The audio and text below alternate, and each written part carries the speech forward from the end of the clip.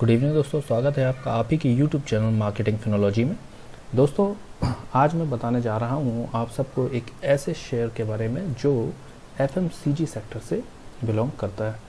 दोस्तों, ये शेयर जो है और जो कंपनी है इसने अपने काम की वजह से और अपने फंडामेंटल मजबूती की वजह से मार्केट में अपना एक अलग ही स्थान बनाकर रखा हुआ है।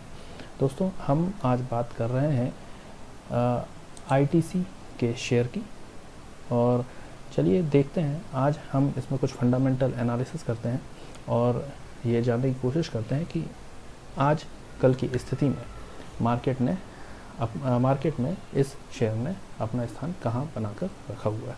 दोस्तों, सबसे पहले मैं आपको ये बताना चाह रहा हूँ कि ये इस शेयर का जो प्राइस है एज ऑन 5 जून 2020 में 200.25 रुपीज़ था।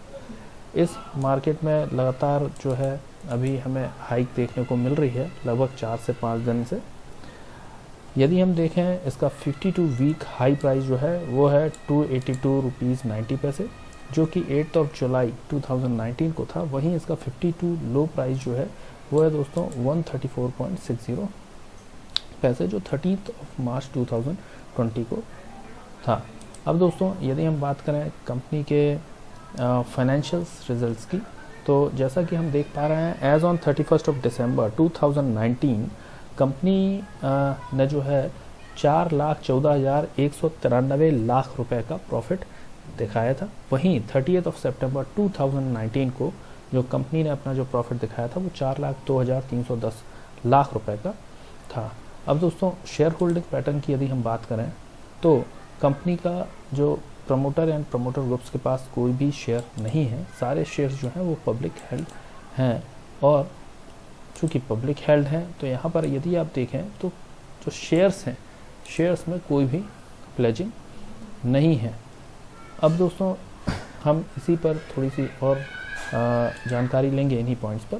दोस्तों, अगर हम बात करें जो ये कंपनी है उसका जो मार्केट कैपिटल साइज़ है वो है 2,45,845 करोड़ रुपीज़ का। वहीं कंपनी की जो बुक वैल्यू है वो 47.5858 रुपीज़ है। करंट प्राइस जो है शेयर का वो 200 रुपीज़ है। स्टॉक पी जो होता है वो 16.30 है, जो कि काफ़ी अट्रैक्टिव है। यूजुअली पी रेशियो जो है यदि 20 के नीचे होता है, 20 के अंदर होता है, तो वो एक अट्रैक्टिव पी कहलाता है, जबकि 20 के ऊपर 21, 22, 23 या उससे भी ऊपर जो पी होता है वो थोड़ा हायर साइड कहला जाता है, और उस समय स्टॉक में इन्वेस्ट करने स्टॉक हमें थोड़ा सा महंगा साबित हो सकता है। दोस्तों, 52 वीक हाई प्राइस और लो प्राइस जैसा कि मैंने आपको बताया, हाई प्राइस 282.95 पैसे था, वहीं जो 52 वीक लो प्राइस जो था 134.60 पैसे था। अगर हम देखें रिस्क ऑन कैपिटल एम्प्लॉयड 34.62% है, जो कि सामान्यतः हम कह सकते हैं कि अच्छा है। ROE रिटर्न ऑन इक्विटी 22.69% है। सेल्स ग्रोथ यदि हम इस कंपनी की देखें तो वो लास्ट 3 ईयर्स की एवरेज सेल्स ग्रोथ 7.25% दिख रही है। वहीं लास्ट 5 ईयर्स की जो एवरेज सेल्स ग्रोथ है वो 6.49% दिख रही है, और लास्ट 7 ईयर्स की एवरेज ग्रोथ 8.96% है। तो दोस्तों, जैसा कि हम देख पा रहे हैं कि सेल्स ग्रोथ में कंपनी जो है कंटिन्यूसली मतलब इसने एक पॉजिटिव रिमार्क्स दिया है और पॉजिटिव ग्रोथ दिखाई है।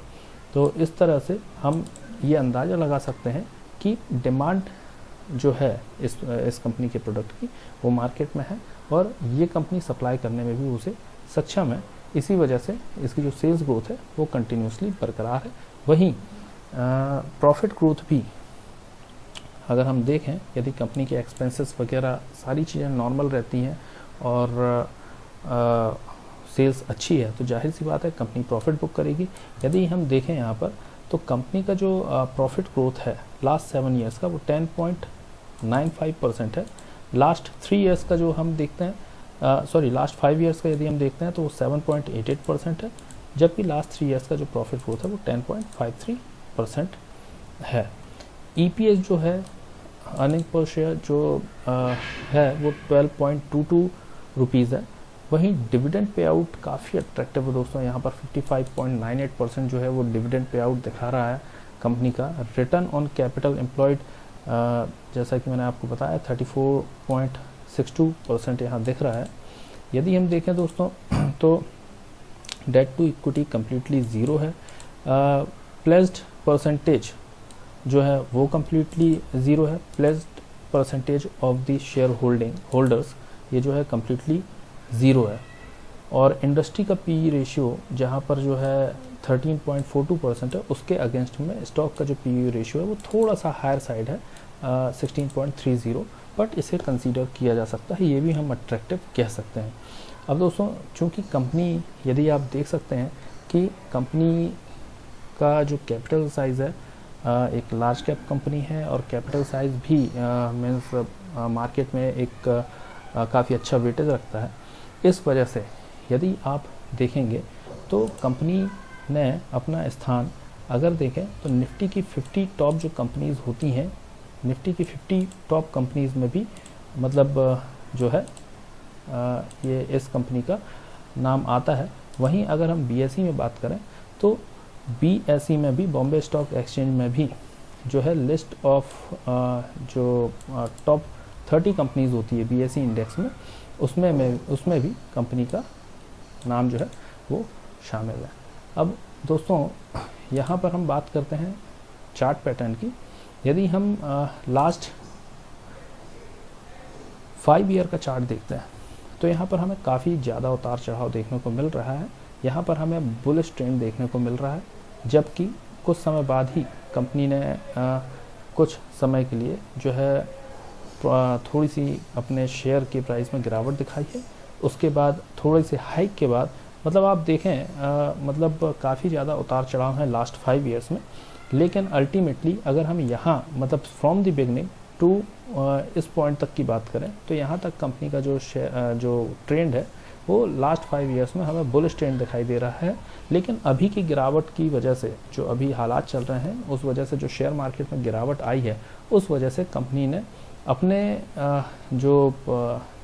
अपना जो निचला स्तर है वो काफ़ी हद तक गिराकर लगभग 134 पॉइंट तक ये जो है ये कंपनी यहाँ पहुँची है। अब दोस्तों अगर हम देखें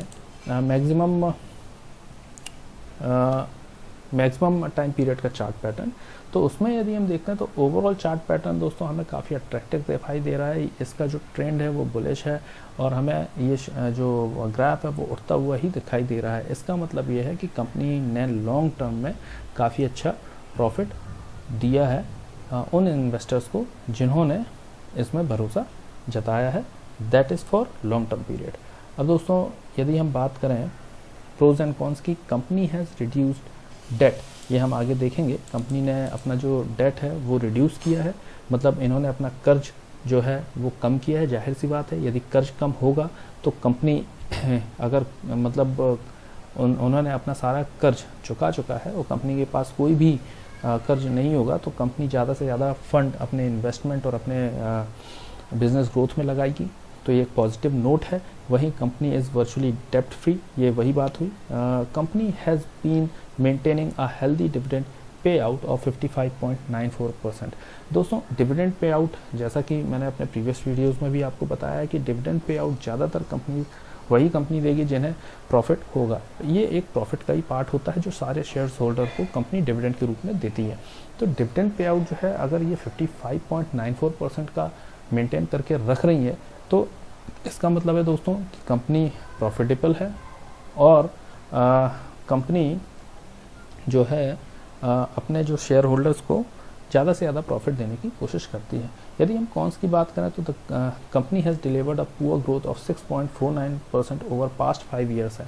प्रीवियसली 5 साल के पहले जो कंपनी ने ग्रोथ दिखाई थी उसके मुकाबले कंपनी की जो प्रॉफिट ग्रोथ है वो 6.49% है, जो कि 6.49% लगभग कम आई है, जो कि एक नेगेटिव नोट है। बस यही एक नेगेटिव जो पॉइंट है ये यहाँ पर शो किया जा रहा है। इसके अलावा दोस्तों यदि हम नीचे जाकर देखते हैं क्वार्टरली रिजल्ट में, यदि हम देखें तो जून 2018 से लेकर के मार्च 2019 तक कंपनी ने देखिए कंटिन्यू ग्रोथ अपना दिखाया है। अगर आप मतलब ये क्वार्टर ऑन क्वार्टर जो है ये ग्रोथ इसने दिखाई है। ये रही 2019 की बात। अब हम बात करते हैं यदि 1920 फाइनेंशियल ईयर 1920 की, तो यदि आप देखें जून 2019 में 12,658 रुपीज़, सितंबर 2019 में 12,861 रुपीज़, वहीं दिसंबर 2019 में अगर बात करें तो इस क्वार्टर में 13,308 करोड़ रुपीज़ जो है इसने प्रॉफिट दिखाया। तो दोस्तों इस तरीके से हमें ये देखने मिल रहा है कि क्वार्टर ऑन क्वार्टर ये जो कंपनी है इसने अपनी जो ग्रोथ है वो सस्टेन की हुई है और एक नियमित ग्रोथ दिखाते जा रही है, जिसका असर जो है यदि हम देखें ऑपरेटिंग प्रॉफिट में भी हमें दिखेगा। यदि हम यहाँ पर देखें तो जहाँ जून 2018 में प्रॉफिट 4,542 करोड़ रुपीज़ था, वहीं मार्च 2019 में 4,832 करोड़ रुपीज़ के दरमियान इन्होंने ऑपरेटिंग प्रॉफिट बुक किया था। साइमल्टेनियसली यदि हम न्यू फाइनेंशियल ईयर की बात करें 4,938 एज ऑन जून 2019 इन्होंने प्रॉफिट दिखाया था, जो कि कंटिन्यूसली यहाँ पर बढ़कर 4,977 करोड़ रुपीज़ हुआ है दिसंबर 2019 में। हमें जून 2019 के मुकाबले हालांकि यहाँ पर सितंबर 2019 में थोड़ी सी जो ग्रोथ है उसमें हमें गिरावट देखने को मिली है, बट कंपनी ने दोबारा बैकअप किया और यहाँ पर 4,977 करोड़ रुपीज़ का प्रॉफिट बुक किया दिसंबर 2019 में और ग्राफ को सस्टेन रखा है अपने ग्रोथ ग्राफ को। अब हम देखते हैं दोस्तों अगर नेट प्रॉफिट की बात करें तो चूँकि यहाँ पर जो है सेल्स, ऑपरेटिंग प्रॉफिट और इनके जो क्वार्टरली जो इंटरेस्ट है, इंटरेस्ट और अदर इनकम जो है डेप्रिसिएशन वगैरह, इन सब को यदि हम माइनस करते हैं, ये सारी चीज़ें वैसे ही सस्टेनेबल हैं जैसे पहले थी, काफ़ी स्टेबल हमें यहाँ पर इनका जो इनका जो फिगर है वो देखने हमें मिल रहा है। तो यहाँ पर अगर हम देखें तो नेट प्रॉफिट में भी जो है कंपनी ने ग्रोथ दिखाई है क्वार्टरली बेसिस पे। यदि हम यहाँ से लेकर के जून 2018 से लेकर के मार्च 2019 तक बात करें तो देखिए नेट प्रॉफिट कंटिन्यूसली बढ़ा है। वहीं पर जून 2019 से फिर हम अगर बात करें न्यू फाइनेंशियल ईयर में तो जो ग्रोथ का जो प्रॉफिट है वो लगभग जून 2019 में 3,355 करोड़ रुपीज़ था, वहीं पर 3,355 करोड़ रुपीज़ था, वहीं पर सितंबर में 4,119 करोड़ रुपीज़ था, जो कि दिसंबर 2019 में मार्जिनली गिर कर 3,976 करोड़ रुपीज़ हमें देखने को मिल रहा है। यदि हम देखें दोस्तों इंटरेस्ट पार्ट, तो इंटरेस्ट पार्ट क्वार्टरली में ही हमें यहाँ पर समझ में आ रहा है कि कंपनी ने अपने जो डेट को काफ़ी हद तक रिड्यूस करने की कोशिश की है। इंटरेस्ट पार्ट तभी लगता है जब इंटरेस्ट कंपनी देती है, मतलब जब कहीं से लोन लिया है वो इंटरेस्ट दे रही है, तब यहाँ पर देखिए यहाँ पर 8 करोड़ रुपीज़ यहाँ पर अगर सितंबर 2018 में जाएँ, जून 2018 में 8 करोड़ रुपीज़ है, सितंबर में 2018 में 22 करोड़ रुपीज़ के दरमियान पहुँच गया था, दिसंबर 2018 में 6 करोड़ रुपीज़ था और मार्च 2019 में 10 करोड़ रुपीज़ था।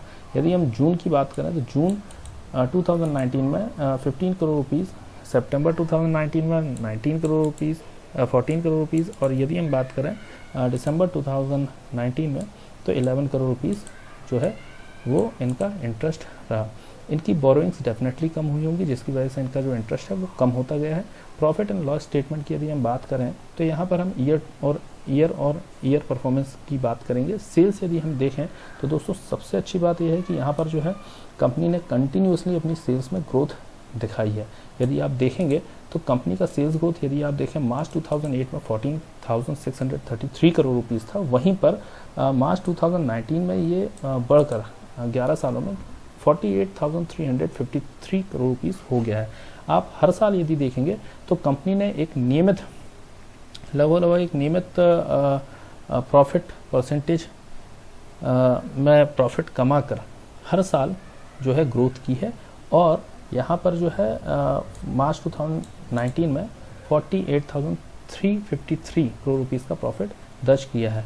यदि हम बात करें ऑपरेटिंग प्रॉफिट की, उसी तरह से ऑपरेटिंग प्रॉफिट भी हर साल बढ़ा हुआ है दोस्तों, और जो जहाँ पर अगर हम देखेंगे तो मार्च 2008 में 4,589 करोड़ रुपीज़ का जो ऑपरेटिंग प्रॉफिट था वो बढ़कर मार्च 2019 में 18,545 करोड़ रुपीस हो गया।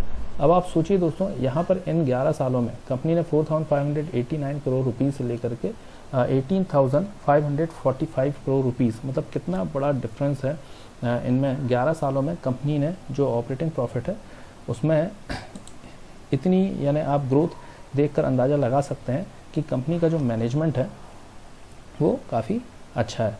अगर हम देखें नेट प्रॉफिट की बात, तो नेट प्रॉफिट जो है कंपनी का 3,158 करोड़ रुपीस था मार्च 2008 में, जो कि बढ़कर मार्च 2019 में 12,592 करोड़ रुपीस हुआ है। दोस्तों यदि देखें तो नेट प्रॉफिट में भी कंटिन्यूसली बढ़ोतरी है।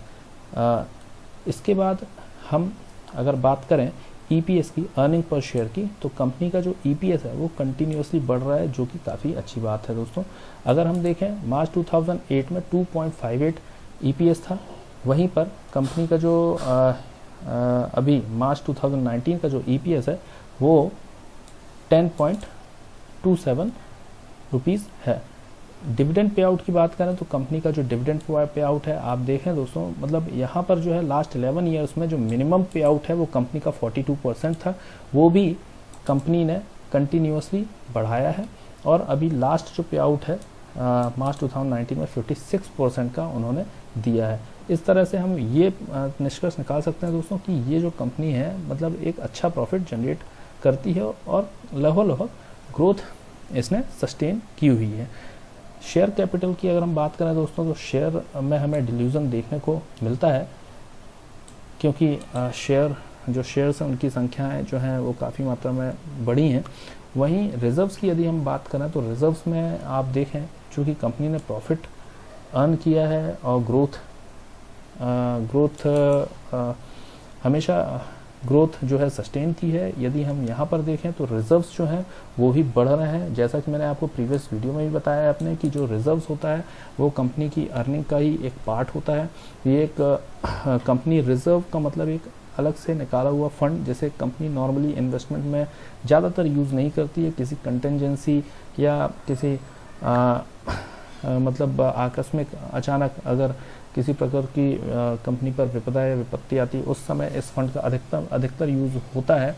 कंपनी हालांकि इसमें बाधित नहीं होती है कि वो इस फंड को अपने इन्वेस्टमेंट के लिए यूज़ नहीं कर सकती, लेकिन फिर भी ये एक अलग से एक रिजर्व फंड होता है। अब आप देखें दोस्तों, रिजर्व फंड में ही कंटिन्यूसली हमें ग्रोथ देखने को मिल रही है। मतलब कंपनी ने अपने रिजर्व फंड को हर साल बढ़ाया है, जो कि एक अच्छी बात होती है। 57,259 करोड़ रुपीस का reserve fund as on September 2019 company के पास हमें देखने मिल रहा है। बोरोइंग्स की अगर हम बात करें दोस्तों, तो यहाँ पर हम देखें 225 करोड़ रुपीस की बोरोइंग्स थी मार्च 2008 में, जो कि कंटिन्यूसली कम होते यहाँ पर अगर आप देखें तो डेट जो है यहाँ पर ये कंटिन्यूसली कम हुआ है और सितंबर 2019 में इसकी जो बोरोइंग्स हैं वो 9 करोड़ रुपीज़ ही रह गई हैं। तो दोस्तों जो डेट जो यहाँ पर जो हमने ऊपर एक पॉइंट डिस्कस किया था कि कंपनी के पास जो है कंपनी हैज़ रिड्यूस्ड डेट, तो कंपनी ने आप देखिए किस तरह से और मतलब जो अपना डेट है वो रिड्यूस किया है और company is virtually debt free. मतलब लगभग ये माना जा सकता है कि कंपनी जो है डेट फ्री है। आप सोचिए लगभग बोरोइंग्स जो है 225 करोड़ रुपीस से कम होकर 9 करोड़ रुपीस रह गई हैं सितंबर 2019 में। तो इस तरह से बोरोइंग्स भी इनकी कम हुई हैं। दोस्तों ये बात हुई कंपनी के balance sheet and profit and loss statement की। यदि हम बात करें कंपनी की इंट्रिंसिक वैल्यू दोस्तों, जैसा कि प्रीवियस वीडियो में मैंने आपको शेयर किया है, जो इंट्रिंसिक वैल्यू होती है वो लगभग फेयर वैल्यू होती है। हालांकि इसको कैलकुलेट करने के जो तरीके हैं वो अलग अलग हो सकते हैं, अलग अलग टूल्स के मतलब अलग अलग कैलकुलेशंस होते हैं कई बार, लेकिन मैं आपको एक जनरल आइडिया ये देना चाहता हूँ कि intrinsic value is called kind of fair value. मतलब आपको पता ही होगा कि कंपनी की जो वैल्यू होती है उसमें मतलब जो एक्चुअल वैल्यू होती है उसमें प्रीमियम भी जुड़ा होता है, क्योंकि कंपनी जिस तरह परफॉर्म करती है उसमें जो इन्वेस्टर्स होते हैं वो उतना प्रीमियम भरने को तैयार होते हैं। कई बार शेयर्स प्रीमियम की वजह से बहुत ही ज़्यादा महंगे होते हैं, जिन्हें हम ओवर वैल्यूड कहते हैं, बट फिर भी उनकी डिमांड बढ़ती जाती है और जो शेयर है वो काफ़ी प्राइस में हमें मार्केट में देखने को मिलते हैं। यहाँ पर अगर हम बात करें तो ये जो मतलब इंट्रिंसिक वैल्यू है, ये बताया जा रहा है कि current price is less than the intrinsic value, जो कि बहुत ही अच्छा है दोस्तों। मतलब अपने फेयर वैल्यू के लगभग पास में चल रहा है ये share. Return versus FD rates, stock has been generating better returns on equity than bank FD. Bank FD से काफ़ी अच्छा रिटर्न ये प्रोवाइड करने में सक्षम है। ये स्टॉक काफ़ी समय से काफ़ी मतलब अपने प्रॉफिट की वजह से शेयर्स प्राइस में भी इसमें बढ़ोतरी है। डिविडेंड रिटर्न यदि हम देखें तो stock offers good dividend returns.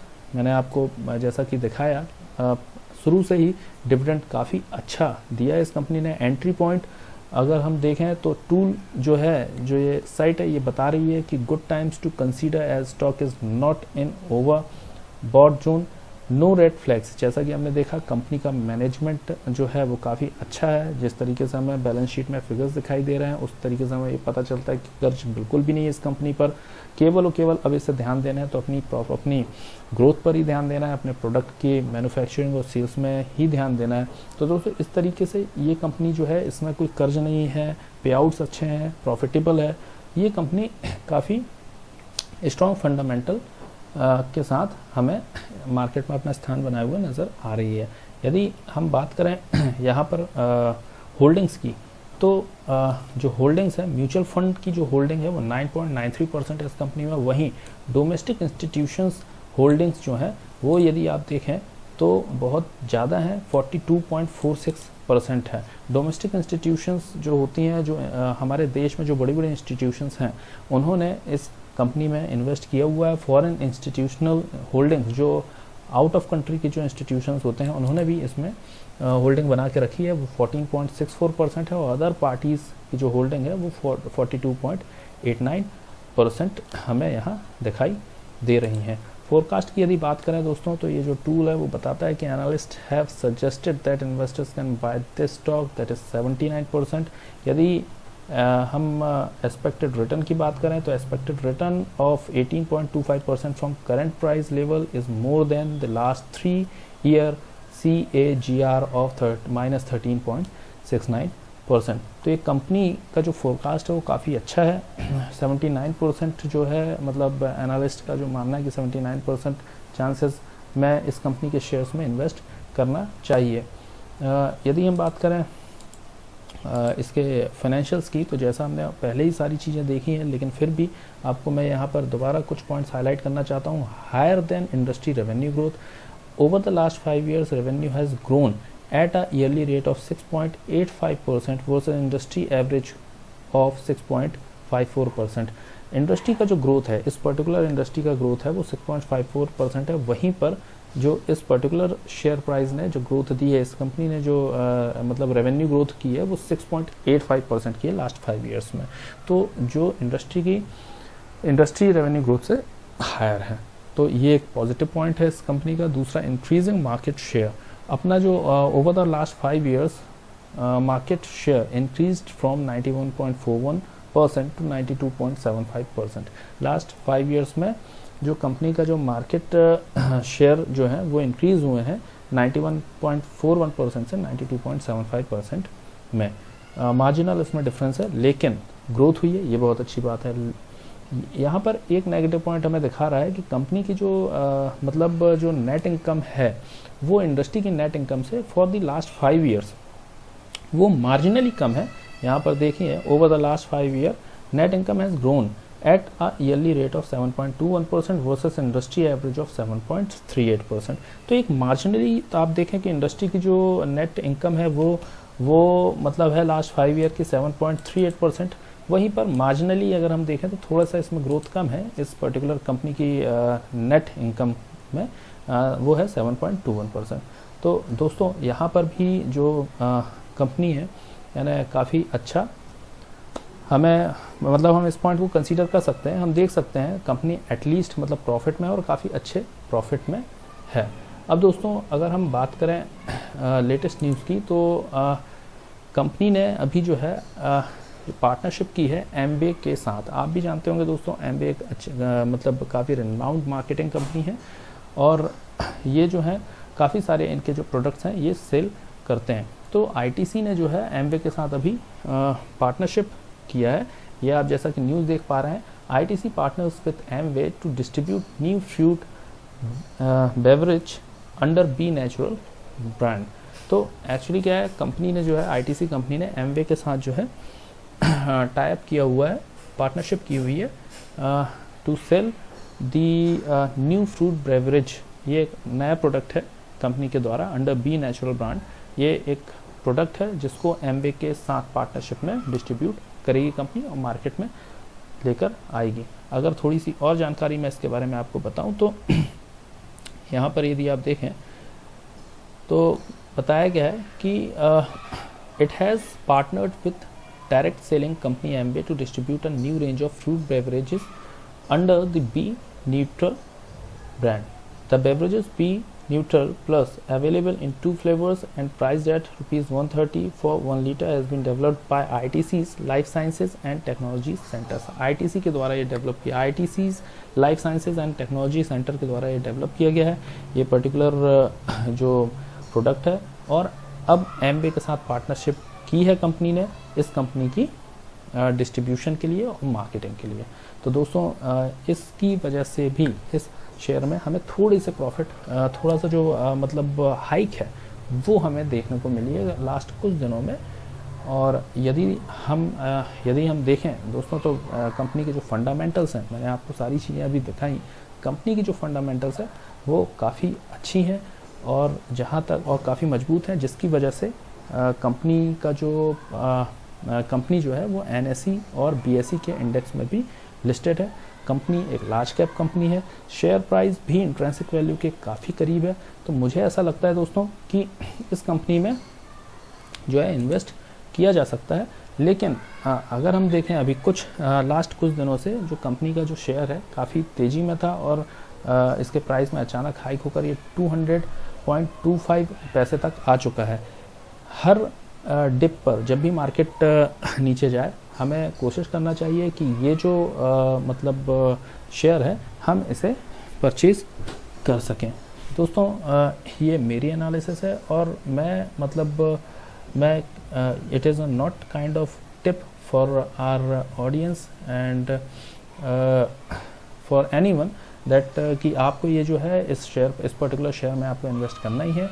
मैं आपसे रिक्वेस्ट करता हूँ कि प्लीज़ आप इन्वेस्ट करने के पहले इस शेयर में अपना खुद का एनालिसिस करें। ये वीडियो जो है ये केवल एजुकेशन पर्पस से बनाई गई है और यदि आप चाहें तो किसी फाइनेंशियल एडवाइज़र की मदद भी ले सकते हैं, उसके बाद ही आप शेयर मार्केट में इन्वेस्टमेंट करें। Thanks for watching the video. यदि आपको वीडियो पसंद आया तो प्लीज़ लाइक, सब्सक्राइब और शेयर करें। और हाँ दोस्तों, यदि आप बिगनर या इन्वेस्टर हैं और डीमैट अकाउंट खुलवाना चाहते हैं तो प्लीज़ डिस्क्रिप्शन बॉक्स में दी हुई लिंक में क्लिक करके अपना डीमैट अकाउंट खुलवा सकते हैं। धन्यवाद।